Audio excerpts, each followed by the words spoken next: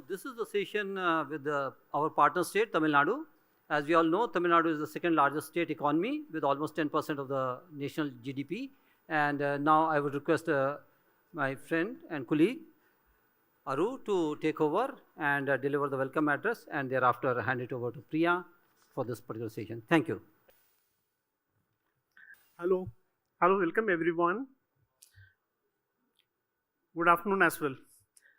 Thank you, PAFI, for giving me this opportunity to deliver the welcome address featuring the partner state for this annual forum, Tamil Nadu, which is also my home state.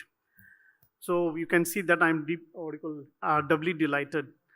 The epicenter of the ancient global maritime trade, Tamil Nadu is the cultural hub of the cosmopolitan community and endowed with a highly skilled workforce and best-in-class infrastructure. Tamil Nadu is also the second largest state economy in India, contributing almost 10% of the national GDP with less than 6% of national population.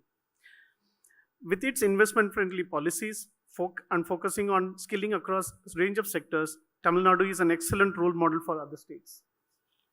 It is the only state in India to have all its districts covered under industrial corridor projects with an aim of developing globally competitive and future-ready cities. In line with the forum's scale, speed, and sustainability for India at 100, the deliberations will focus on Tamil Nadu's policy on economic agenda towards making it a hub of manufacturing and investments over the next 25 years, its sunrise sectors, as well as setting up of Guidance Tamil Nadu, which is the nodal investment agency to attract, promote, and celebrate investments in the state. I take this opportunity to welcome Mr. Thiru S. Krishnan, Additional Chief Secretary, Industries, Investment Promotion, Commerce Department, Government of Tamil Nadu, and Srimati Pooja Kulkarni, MD and CEO, Guidance Tamil Nadu. Moderator of this session is my dear friend Priya Segal, a Senior Executive Editor, NewsX, and vote of thanks will finally be delivered by my another friend, Anil Kumar Singh, Managing Member, PAFI and Group Head Corporate Affairs, Asian Paints. Over to you, Priya. As Aru just said, Tamil Nadu is one of the, I think, the state's largest economy. But today we have the people here who actually know how they made it one of the largest economies, what they've done, what is the behind the scenes, the people who actually handle the nuts and bolts.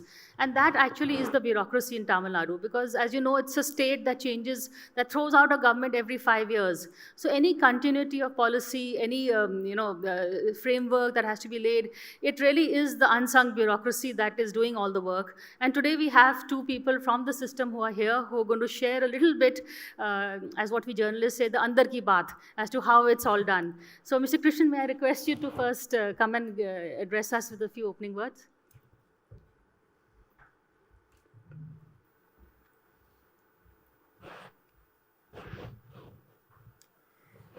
Good afternoon, and let me thank PAFI for including Tamil Nadu as a partner state for this biennial event that you conduct here in Delhi. As we were chatting just before this session commenced, we were told that, oh, you guys are doing all this, but people in Delhi don't know what is happening. I come back to a hall where I think there are a number of old friends, people I have interacted with over the years that I spent in Delhi as well. And sometimes you really do feel that there's a lot about this country which the elite in Delhi doesn't know about. And Tamil Nadu is one of those interesting, long-term, strong, silent performers. When I joined the civil service and when I was in the finance department in Tamil Nadu in the early 90s. And our objective at that point was to try and get as much money out of the government of India as possible. And the best way of doing that was to establish that you were below the national average per capita income. And I recall that in 1992-93, we were still below the national per capita income, and we got a decent share out of the modified Gadgil formula. But the next year, much to our consternation, it looked like that we were going up beyond the national average per capita income. This is just to set a context that we were just about where the national average was about 30 years ago. Today, I think it's a matter of pride. We stopped trying to stay below the national average per capita income. And today, it's a matter of pride that we are probably about 80% above, comfortably about 80% above. And probably one state which benefited the most out of the reforms of 3 decades ago, the 1991 reforms, was Tamil Nadu. And we were positioned, I think, through a number of historical factors to take advantage of what happened thereafter. A point was made about the bureaucracy in the state and what the bureaucracy does to maintain continuity. But I think it would be wrong not to ascribe a significant amount of the credit to the political economy as well. You know, the politics of Tamil Nadu is interesting. I mean, they can contest a number of issues. But one of the points of contestation is also which government does more to encourage investment to come into the state. So, which basically means that any investor who comes into the state never suffers. Successive governments. I recall this in 95, Ford approached us for investments. Hyundai approached us for investments. 96, the government changed. But nothing changed for those two companies. They got everything that they were promised and they established, and they've continued to thrive in different ways.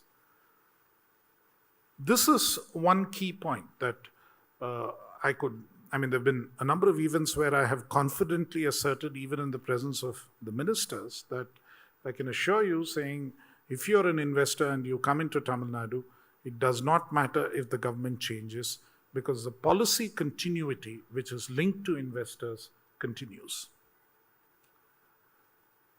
The second important or key element that falls into this framework is that it is a system of checks and balances. It is a system of different departments which need to come together to deliver. And that is one of the reasons why, as part of this entire effort of moving forward in terms of economic development, we actually established Guidance Bureau. It was called the Guidance Bureau then. Now it's just called Guidance. It was established in 1992. And it's now existed for almost 30 years.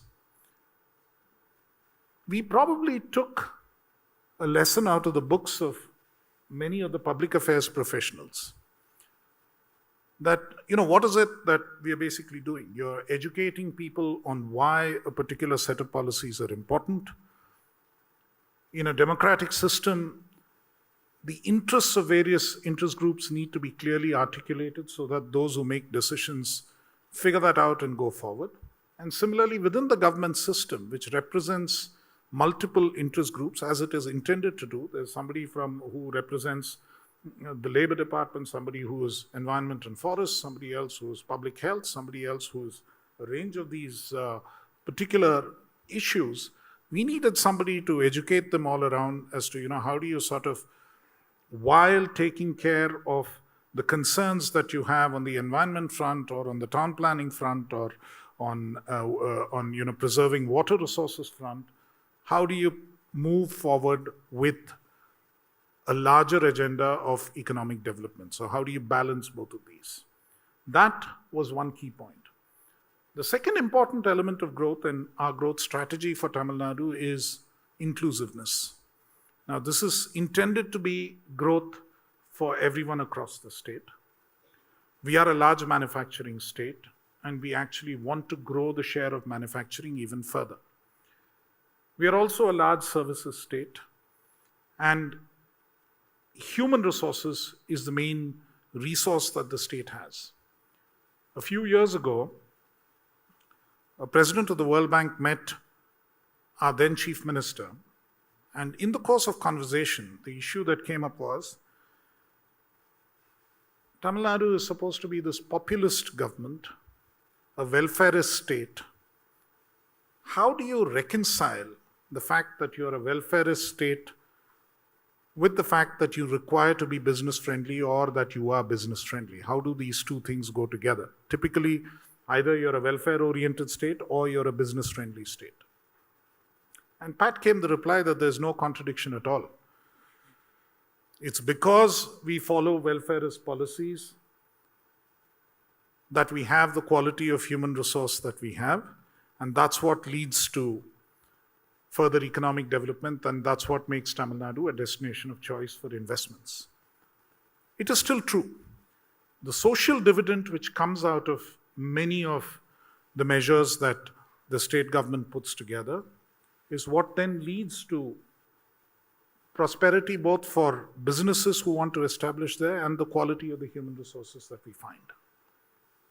And now when our gross enrollment ratio in higher education is about 51%, it's almost twice the national average, and it's higher than what the United States has, for instance. We have a challenge in terms of finding jobs for people at that end of the spectrum and for people at the lower end of the spectrum, which is why there's emphasis simultaneously on certain service-oriented industries. We have a policy, Pooja will talk about it shortly, on research and development. How do you encourage more global capacity centers to come there, capability centers to come there? How do you encourage investments at that end? We also export a lot of that human resource. Mr. Aramadan here is an example. But a quick head count in a neighboring state capital, which is not more than 50 kilometers from our state border, will show you that almost 30% of the human resource there comes from Tamil Nadu. And even further afield, you have a substantial human resource component which moves out of Tamil Nadu. But equally, we need jobs at the lower end of the spectrum, whether it is electronics manufacture, whether it is footwear manufacture. These are the new sectors which we are trying to push. And our own traditional strengths in textiles. It's interesting that almost 60% of the spinning capacity is in Tamil Nadu, and you wonder how, given that we neither grow cotton in substantial quantities nor do we have other sources. It's the way our power policy, or more specifically our renewable power policy, was designed all those years ago that led to this situation. And it gives us a clue as to how we can proceed further to attract newer industries. Take, for example, green hydrogen, or manufacture of solar cells and the various upstream components there, or wind blades manufacture and so on. Given that more than 50% of our installed power capacity today is renewable, and we have the highest renewable capacity in that sense.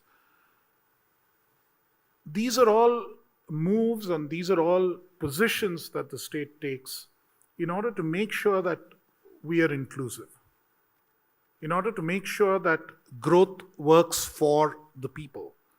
And the point of contestation is always, what is it that we have found for people? Have there been enough jobs created? Are they finding employment? And now to push, historically also, this is one of the few states in the country which is not unbalanced in terms of developments. We have a number of cities, second and third tier cities, which are prosperous areas. In addition to Chennai, you have Coimbatore, you have Madurai, you have Trichy, the areas around that, Tuticorin, which is a big port city, industrial presence across the state, which is something which has happened historically, and the per capita income differentials amongst the districts is not as great as it is in many other states. That is one big plus. So which means in the post-COVID scenario, you're also looking at a relocation of industries more widely spread across the state, because the human resource prefers not to move further out, and they would rather find jobs closer home. And we are enabling that. We're enabling that through creation of infrastructure, through creation of various other measures, so that industries and also employment can come up there. That's how the industrial policy is also fundamentally designed. The other element, of course, which adds to the strength of the economy is diversification. Just as there is a regional balance, diversification in terms of the types of industries which come, and that is the real strength, that across about 15 to 20 major sectors of the economy, we occupy either the first or the second position across the country. So whether it is engineering, whether it is textiles, whether it is leather goods, whether it is automobiles, which is the more recent story, whether it is in electronic manufacture, So there are about 15 to 20 of these sectors, subsectors, where Tamil Nadu is in a leading position. And the diversification means two things: that there is a well-trained talent pool, which can always sort of move. And the second part of it is that it also implies that we are fairly resilient as an economy. If one sector suffers global headwinds or some issue of that nature, there's always another sector which can pick up the slack and run with it. Which is one reason why, even during the recent COVID period, we actually had a positive growth rate of the state. It was marginal, but at least it was positive and not negative. And a lot of it is also the industries in the state which continued to function through the COVID period. We made special efforts. At that point, I was not in the industries department, I was in the finance department. I chaired a committee which would interact regularly with industries and make sure that we enable them to work through that entire COVID period, through even the worst of the lockdown. So, and I think all of those supportive measures, a lot of which is possible only because you have a government and you have a political economy which understands the importance of what investment is and understands the importance of having an enabling business environment, that we are able to deliver the kind of growth consistently and over a sustained period of time. There are undoubtedly challenges, there are undoubtedly issues which we need to address, but I think there is a systematic way in which these issues get addressed on an institutional basis as opposed to getting done on a one-off basis. You know, there's this one person who will say that this has to be done, so everyone falls in line. Our single window doesn't work that way. Our single window works a little differently. There is an institution, there is guidance, they sit down in meetings, they figure out solutions, and they give you a solution which is lasting.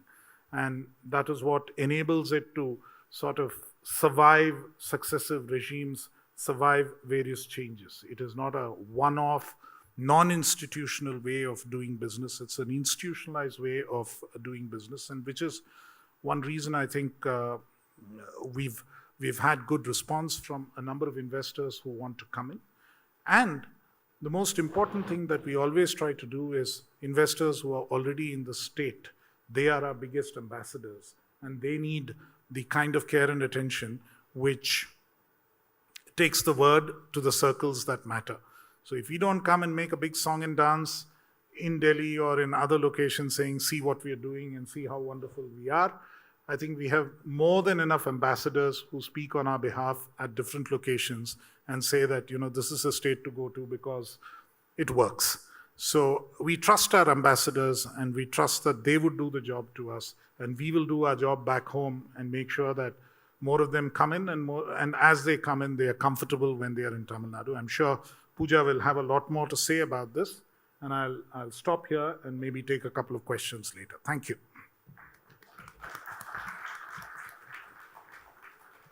Thank you so much, Mr. Krishnan. In fact, I feel like one of those teachers who's going to be examining a student to whom the question paper has already been leaked to, because he's answered all the questions that we had planned. But having said that, you know, before coming here, I was talking to a lot of people here, and you know, there was a lot of praise for brand Tamil Nadu, of which I think you are a very effective ambassador. They're saying in terms of investment, in terms of clearance, you know, it's a very smooth process, perhaps the smoothest there is in any state. So the word is already out there. And so I must add, there is no one who's currently from Nokia over here in the audience. But I would now like to ask Pooja to come and make a small presentation and take us further into what is happening in Tamil Nadu. Good afternoon all.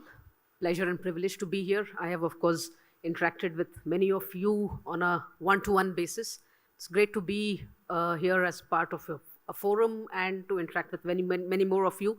I hope to be able to interact with you on a business basis, not just those who I already have, but everybody who's gathered here. The Secretary has already outlined why we are where we are. I'm just going to give you a brief presentation on the nuts and bolts of how it works. One, about guidance. We are the oldest investment promotion agency of the country, 30 years old now, and going strong.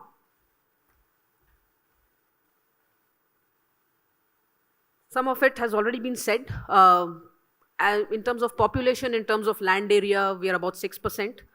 We are not exactly blessed by natural resources. but yet we contribute nearly 10% to the GDP. It's a reflection of the efficiency of the state. Our greatest resource is really our human resource. Now that we don't have natural resources, that's what we've made best use of. And that same efficiency, that same gets reflected in the productivity of the industry that's in the state. A unit which is in Tamil Nadu does much more. The same unit elsewhere, anecdotally, I mean, you know better, what the same unit delivers in Tamil Nadu is far higher. And that same productivity is what reflects in our numbers too. Not blessed with natural resources, 6%, and yet we contribute 10% to the nation's economy.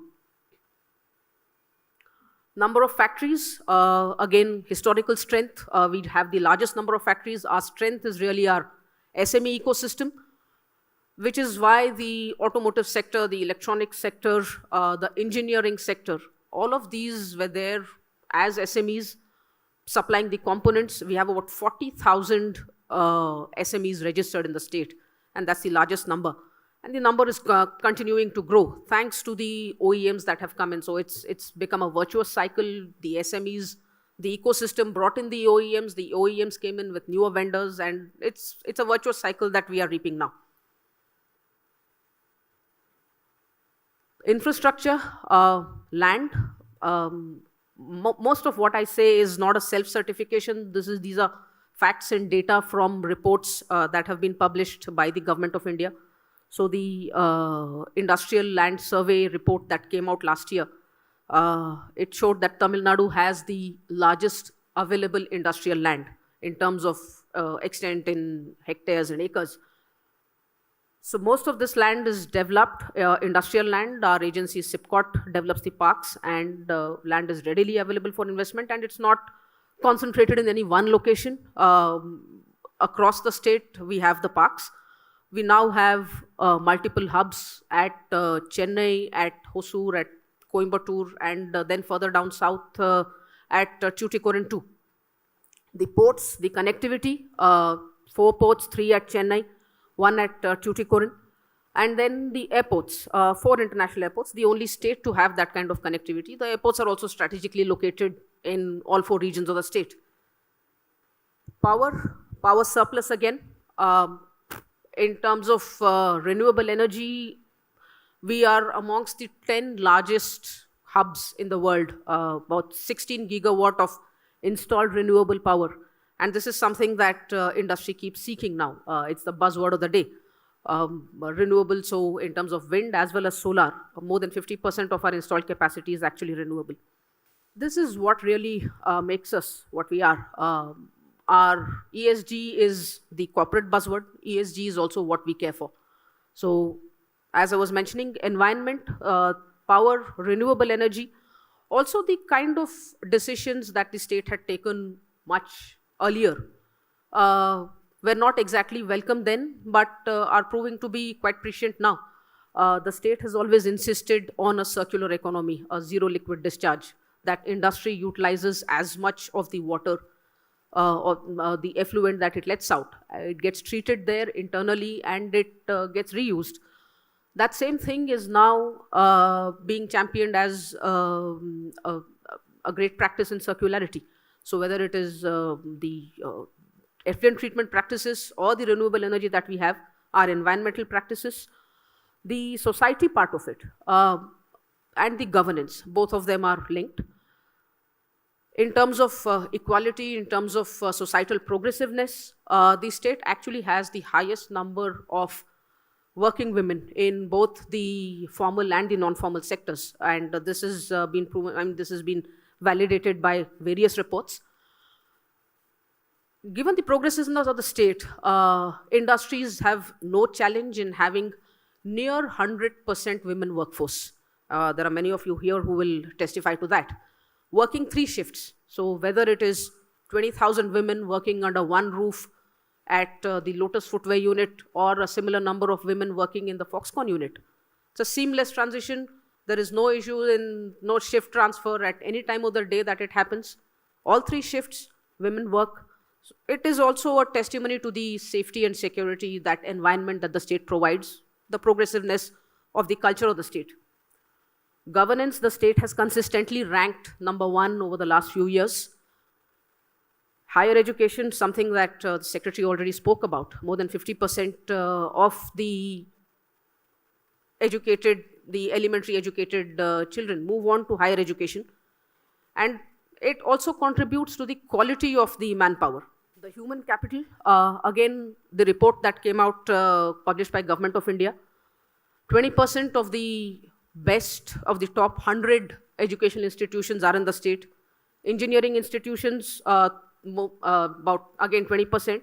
Number of colleges, 1/3 of the top 100 are in the state. So we are not just talking numbers. It's also a question of quality. And that is reflecting in all these numbers and ranking that independent agencies have brought out. As a result, it's no surprise that we have the presence of about 130 global Fortune 500 companies present in the state, many of them in manufacturing. The strategy that we adopt, we have our focus sectors, diversified, the export promotion strategy, as well as a strategy to take development to different corners of the state, not have an oasis of excellence and deserts of no development. And the fact that the state has multiple urban centers, not just Chennai, it's Coimbatore, there's Madurai, there's Trichy, there's Tuticorin, and they are spread across the state. So we find skilled manpower across the state. An industry which can set in Chennai can do equally well near Madurai or Tuticorin or Trichy, wherever. So that's the kind of advantage that the state offers. Some of the policies that we've brought about, these are the sectors that we're focusing on. Automotives has been our traditional strength, and that has now reflected in EVs, electronics, precision engineering, footwear. I will come to that later. It's our traditional strength. Textiles is our traditional strength. But even in these traditional sectors, we realize that the winds of change are taking over, and we realize that these sectors are moving in different directions. So we have crafted our policies to cater and to address the growing needs or the different needs that the sector wants.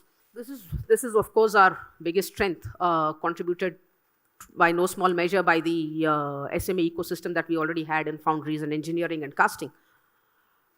Every second car that is exported from the country is manufactured in Tamil Nadu.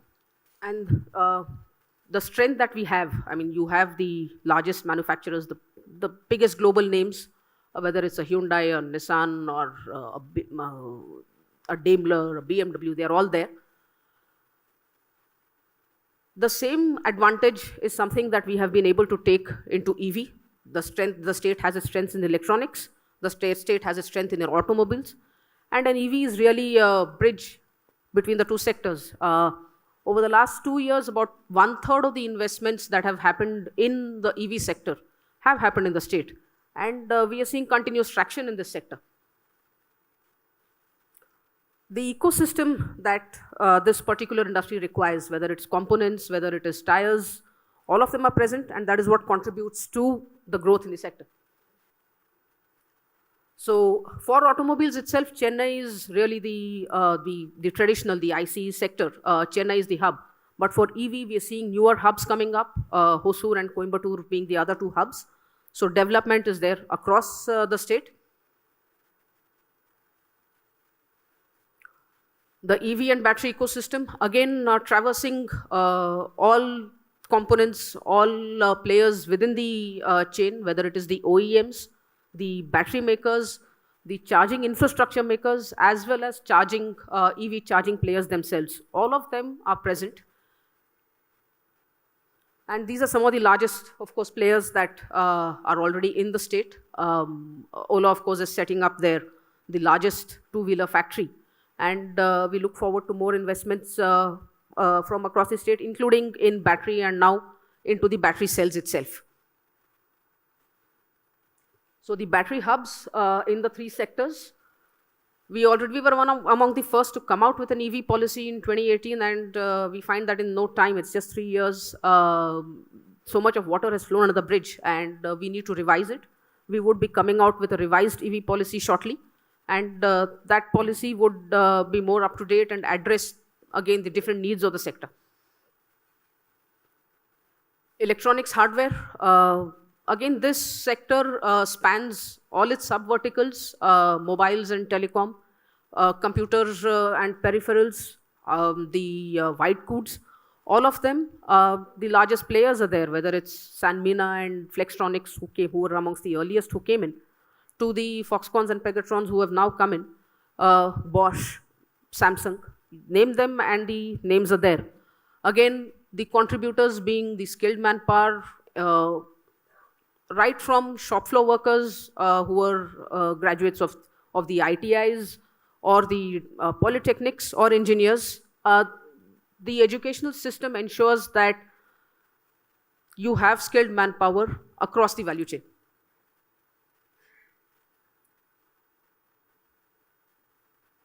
This is where we see growth taking place across the state, not just Chennai. Chennai is of course a hub, but Krishnagiri, Salem, Coimbatore, Madurai and Tirunelveli. So someone like a Honeywell is present in Madurai for long and growing there, and we are seeing more and more players getting into the southern districts also. The electronics policy is something that aims to again develop core competencies, and what we would, the policy aims to achieve backward integration. There's a lot of assembling happening, and over the last 2 years we are also seeing component makers coming in, both Indian as well as global. So we see the backward integration happening for component manufacturing within the state itself. So I will just give a brief about the new policies that we've come up with. Engineering has been the state's strength. Renewable energy I mentioned, and by renewable energy I don't just talk about energy generation itself, but the manufacturing also, both for wind as well as solar. Again, the ecosystem has enabled the global names for windmills, for blades, for turbines, for nacelles, solar PV cells and modules. The manufacturing ecosystem also in this sector we have been able to attract. The downstream water that I mentioned, the solar PV modules as well as cells. This is, just last month we published our footwear policy, footwear and leather products policy. Leather has been the state's strength, but we realize that it's non-leather footwear which is really the growth, and therefore we have curated this policy to really take advantage of the growth in the non-leather footwear segment, the athleisure segment, and the policy aims to attract again global manufacturers in this sector. Life sciences policy was again a policy that we recently published. So during the last 1 year, we have come out with policies for export, for fintech, for life sciences, for footwear, and R&D also. And all of these policies are really aimed to bring in a nuanced approach to each of these sectors, because we recognize that one general industrial policy cannot answer the specific needs of each sector.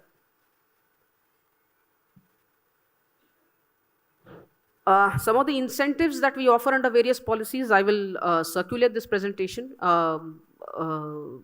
This is only giving a brief snapshot, but broadly the subsidies that the incentives that we offer, it's either a capital subsidy or a turnover-based subsidy.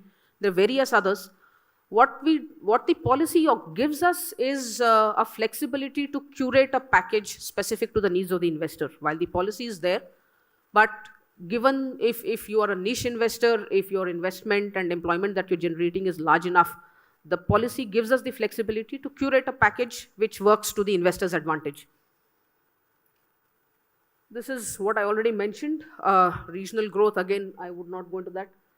Guidance, I mentioned we are the oldest investment promotion agency. So it's a one-stop shop, starting from investor outreach promotion to facilitation, finding the land for you, getting all the approvals, and investor aftercare too. Guidance is the one-stop shop. So request all of you to reach out. We would take you through your journey in the state and ensure that your project is grounded successfully. Thank you for the opportunity.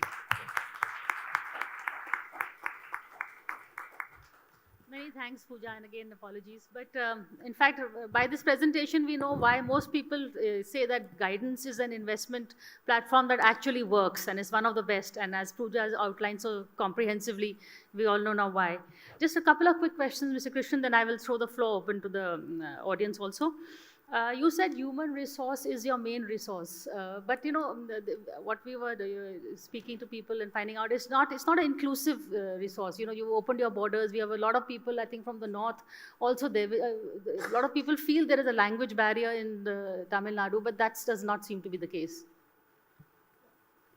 I think, there is this eternal tension when we go before our cabinet saying that, there are these many jobs. They ask us the question as to how many of these jobs are meant for people from within the state. And we collected data recently on what it looks like. And we find that in certain categories, of course, many of the jobs are for people, shop floor level jobs and so on. But when you look at higher management level, supervisory level jobs, certain other support services, you have representation from across the country.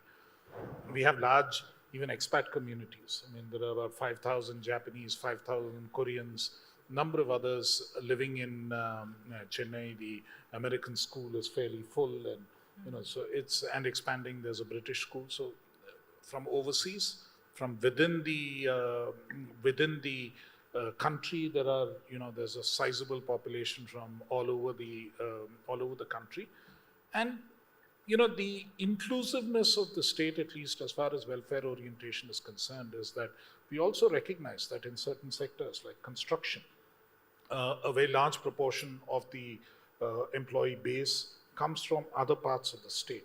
And early on, we recognized that they needed to be felt welcome. They support the economy of the state. For instance, whatever benefits are offered to a citizen or a person resident of the state are offered to every other construction worker, even if he is a migrant worker. We are trying to improve the quality of migrant worker housing significantly so that they feel welcome and safe and happy. Because, they drive the economy. So in that sense, there are different segments. The labor market is segmented, and there is human resource from within the state, which does certain roles and certain functions very effectively. We welcome human resource from elsewhere, which comes and supplements what needs to happen there. And I think, to be honest, many people feel welcome. Anecdotally, I can tell you, there was a time when I was resident in Delhi and we were looking for somebody to work a domestic workforce. And there was somebody I knew who was from one of the Hindi-speaking state. And we asked him saying, why don't you come to Delhi, at least you can speak in Hindi. He said, nahi, main jahan hu, khush hu sab. Ye mujhe Tamil Nadu acha lagta hai. So, and there are people, and I know someone the other day who's Nepali and who lives in Thoothukudi and works out of there and would much rather go back there. So I think the state in that sense has been quite welcoming to people from all over. And even people from the Northeast who are, a number of them in the hospitality industry and other industries, very, very comfortable. The point that Pooja made, that safety is an important element. I have a human behavior. Sorry, you want to add something? Yeah, just to add to what he said. During COVID, in fact, government ran those special trains to take back migrant workers. We found that workers actually preferred to stay back in Tamil Nadu rather than go back to their homes. Well, I'm glad they didn't do that. And in COVID, I should also add that we were probably the only state which paid to send workers who were stranded in Tamil Nadu back to their homes and paid to bring Tamil workers from other states back into the state. The original idea was that the state where they were located were required to pay the railways. We found that in other states they were not willing to pay, so we paid at that end as well for the workers to come back. So, that way we are fair. So. Fair, and you avoided the Bihar quagmire for sure. But I have a human behavior question. You said that there is a continuity. One of the reasons why you're so successful in your economy is there is a continuity of policy despite a change of governments. And in fact, governments compete with each other to make sure that they do better, deliver better deliverables. This doesn't gel with the fact that the politicians themselves, they are so vindictive, especially in Tamil Nadu, towards each other. So I'm a little surprised at this, the public face and the... See, the point is, like I told you, it's not one person oriented. If an investment is coming in, it's an institution oriented investment. There's an institutional framework within which it comes. And I think, politicians are nobody's fools. They're probably amongst the brightest and smartest people you will ever encounter. And they realize, if something good is happening, they're happy to take credit for it. And, as a civil service, I think our role is to get the job done and let the credit be taken by the political establishment, which allows you to do what needs to be done. And I think that's how it works. So they throw each other in jail, but they won't kill each other's projects.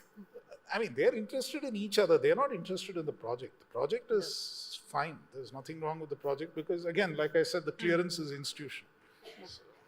That is a reassuring note. Just one more question is the fact that, initially Tamil Nadu was more in services, skills, you're known for your software sector, your skills industry, but now it's more, the emphasis seems to be more and more on the manufacturing industry. I think that's a misnomer because I think traditionally we've had a strong manufacturing base. As Pooja pointed out, the largest number of MSMEs in the country are out of Tamil Nadu. The largest employment in MSMEs is also in Tamil Nadu. And traditionally, there have been large industries which have been based there, and the manufacturing initial base has permitted the base to expand further. And like I said, as an inclusive growth strategy, while it is important that at the upper end you have value-added services and value-added jobs, you need shop floor level jobs, you need jobs for the middle segments of the population, people who are educated up to a level, say class 10, class 12, educated in ITIs with vocational training and so on. They need jobs. And practically everyone who passes out of an ITI or who passes out of a polytechnic with a diploma in Tamil Nadu finds a job much more easily. The engineers find it a little more difficult, but the ITI and polytechnic people find jobs almost immediately. So I think it's important that we address every segment, and that is the inclusion element, and which is why we are still particular that manufacturing needs to be promoted, and we need to find jobs in the manufacturing sector to address what the population of the state needs. Any questions? We have time for a couple of questions. Vinita? I represent the health sector and we are very much present in Tamil Nadu, also Apollo.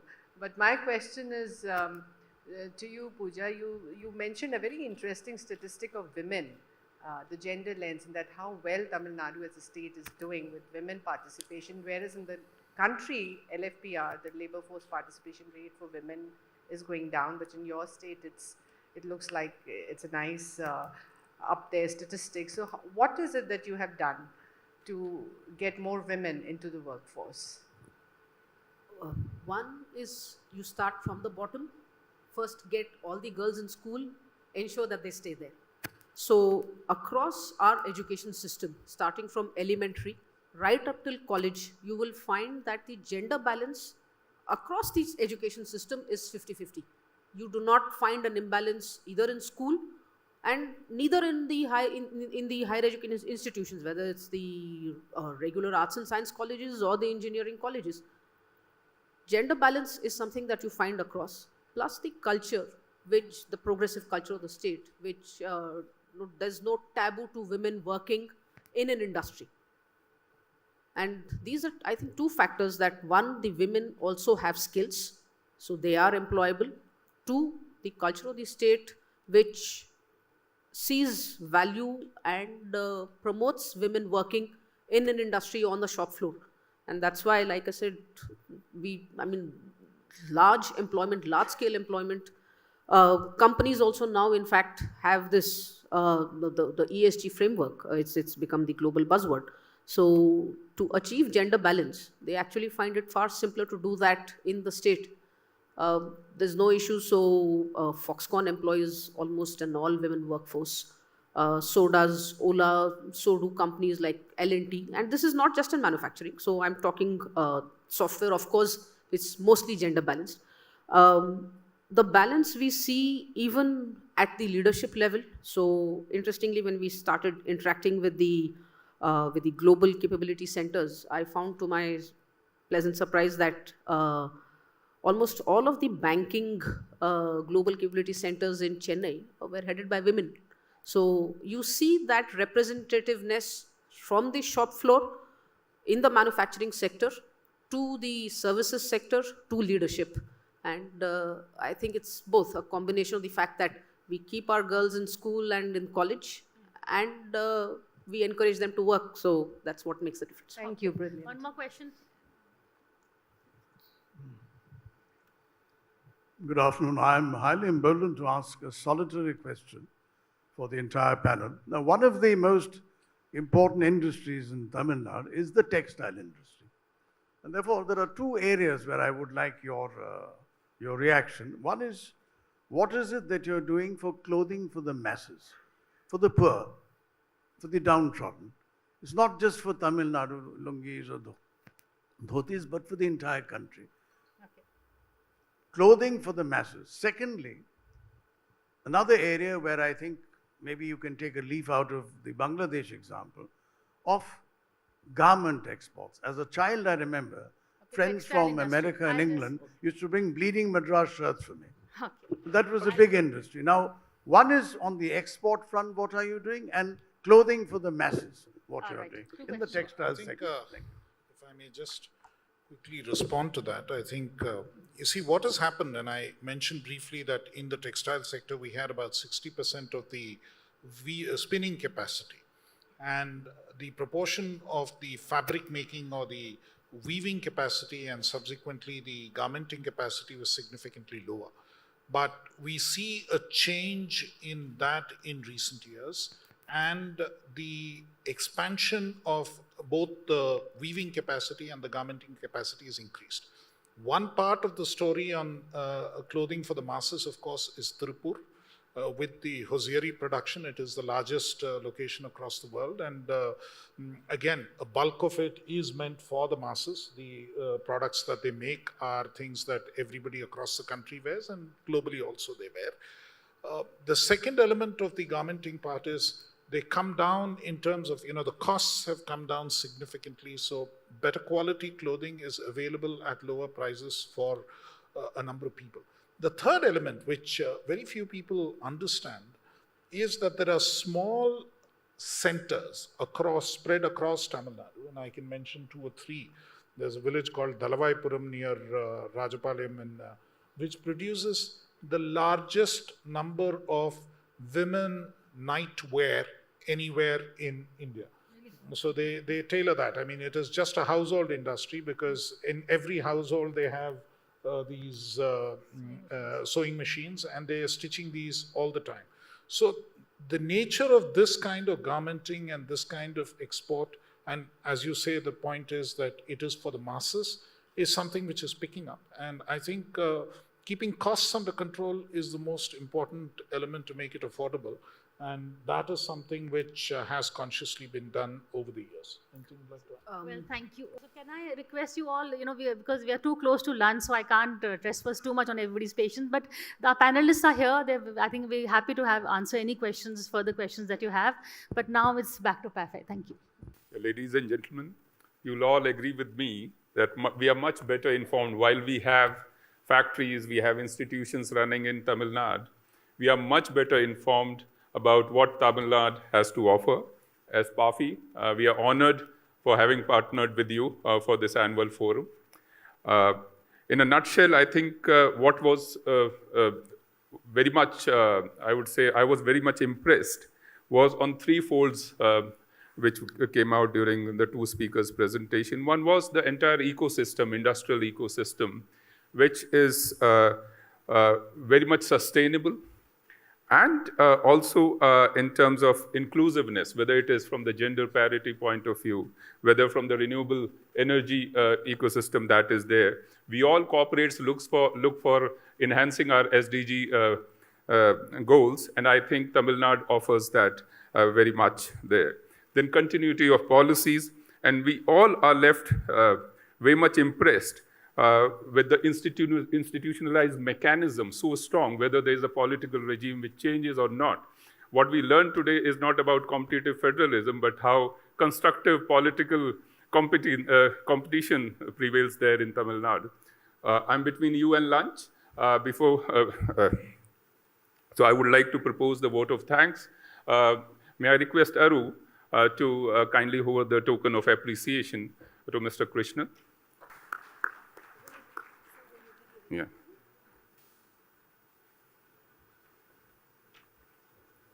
I'll take the privilege to hand it over to Priya.